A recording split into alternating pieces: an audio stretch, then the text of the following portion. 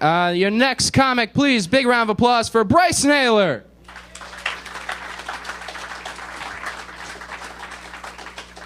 Brice Naylor, everybody.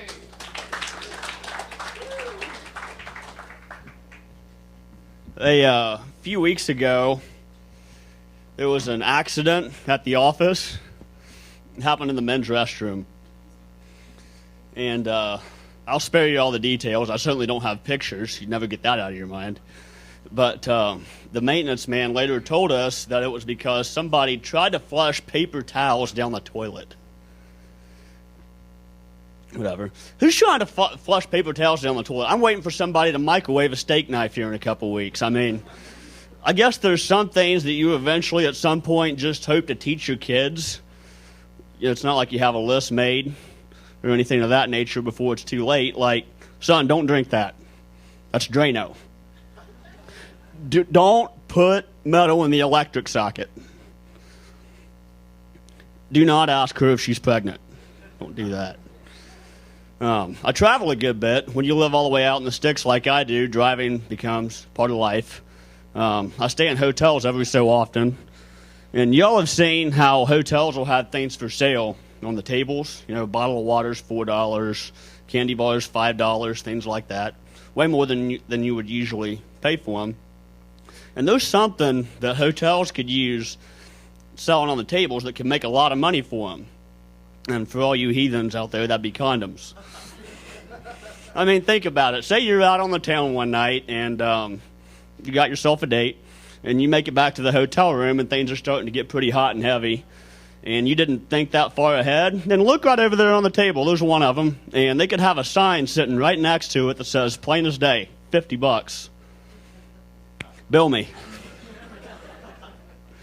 And that would make a lot of money for the hotel until one time a 5-year-old kid goes, Mommy, Daddy, what kind of balloon is this?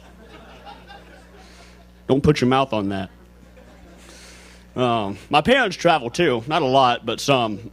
As a matter of fact, a while back, me and my mom and dad were all hanging out at the house. And my mom and dad were talking about this trip that my dad was getting ready to take to Haiti for a missions trip with church.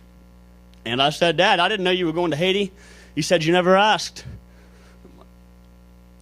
Yeah, it just never crossed my mind to say, so, Dad, you leaving the country anytime soon? Guess not. When I was in junior high, I was the manager for the boys basketball team.